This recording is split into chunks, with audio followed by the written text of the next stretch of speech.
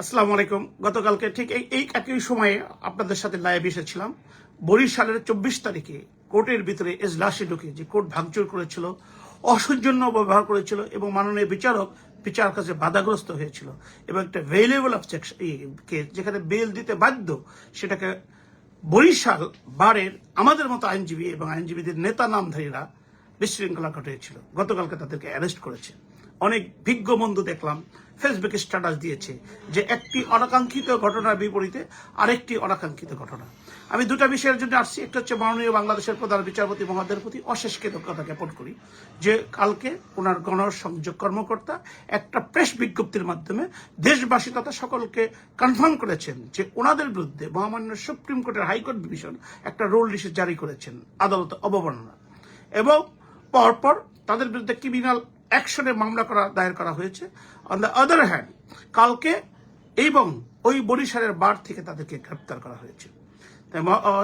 অশেষ কৃতজ্ঞতা জানাই, কারণ যারা অন্যায়কারী সে যাই হোক না কেন তাকে ইনস্ট্যান্ট গ্রেপ্তার করতে হবে এবং তাকে এক্সাম্পলারি ভাবে শাস্তি দিতে হবে, যাতে আমি আপনার কেউ যেন আদালতের প্রতি বৃদ্ধাঙ্গুলি শুরু করতে না পারি। আদালত যাই কিছু করুক না কেন তার বিরুদ্ধে যদি কোনো কমপ্লেন থাকে একটা প্রসিডিওর ফলো করতে হবে, কারণ আদালত হচ্ছে আস্থা এবং বিশ্বাসের জায়গা। আমরা যারা এখানে প্র্যাকটিস করি, আমাদের জীবিকা নির্বাহ করি, আমাদের পরিবার আমাদের সাথে তারা থাকে এবং আমরা কোর্ট অফিসার, আমাদেরকে সবসময় কোর্টের প্রতি সর্বোচ্চ সম্মান প্রদর্শন করতে হবে। এখন যে বিষয়টা নিয়ে আমি শেষ করব সেটা হচ্ছে, অনেক বিজ্ঞ বন্ধু বলছেন আদালত প্রাঙ্গণ থেকে গ্রেপ্তার কেন।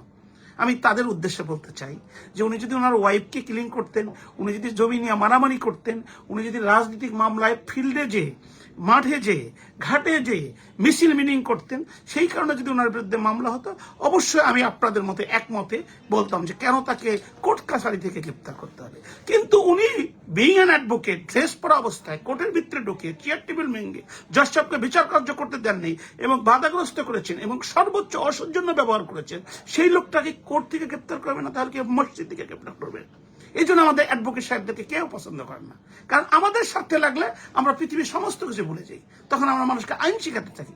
আরে বাবা, উনি কোর্টের ভিতরে এজলাসে ঢুকে এজলাস ভাঙচুর করেছে, মাননীয় বিচারককে বিচার করতে বাধাগ্রস্ত করে নাই, বিচার করতে দেয়নি, বাধ্য করেছে, সে অপমানিত অপদস্থ হয়ে কোর্ট থেকে বেরিয়ে গেছে, তাকে কোর্টাঙ্গিনা থেকে গ্রেপ্তার করা হবে না, তাকে বাসা থেকে গ্রেপ্তার করা হবে?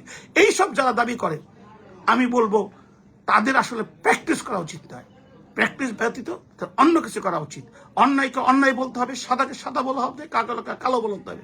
এবং সর্বশেষ বলবো, আপনাদের সাথে লাইভে আসবো একজন পুলিশ কর্মকর্তা কিভাবে মাননীয় আদালত ইভেন কি সুপ্রিম কোর্ট পর্যন্ত বিচার জামিন দেওয়ার পর আবার শোন অ্যারেস্টের জন্য নির্দেশনামা জারি করা হয়, এইটা যদি মাননীয় বাংলাদেশের বর্তমান প্রধানমন্ত্রী তারেক রহমান সাহেব যদি ব্যবস্থা না করতে পারেন, আমি আপনাদেরকে পবিত্র রমজানের দিনে গ্যারান্টি দিয়ে বললাম শেখ হাসিনার অবস্থার চেয়ে ভয়াবহ অবস্থা হবে। কারণ শেখ হাসিনা আজকে যে কারণে পলায়ন করেছে সেটা শুধু তার একার কারণ না, এই যে পুলিশ বিভাগ, এই যে সরকারি আমলা, তারা যে যেখানে ছিল সেখানে জমিদারি বসাই ছিল, এই কিন্তু এইরকম বিজ্ঞপ্তি কিন্তু দেয় না তারা আমলে।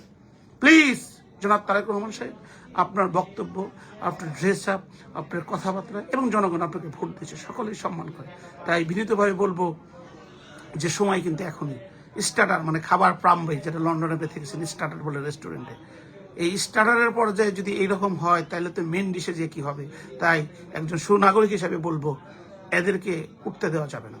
সবকিছু আইনের মধ্যে থেকে যদি হয়, আপনার জন্য সবচেয়ে সুন্দরভাবে দেশকে পরিচালনা করা, দেশের মানুষের জন্য কিছু করা। সকলের প্রতি শুভকামনা। আসসালামু আলাইকুম।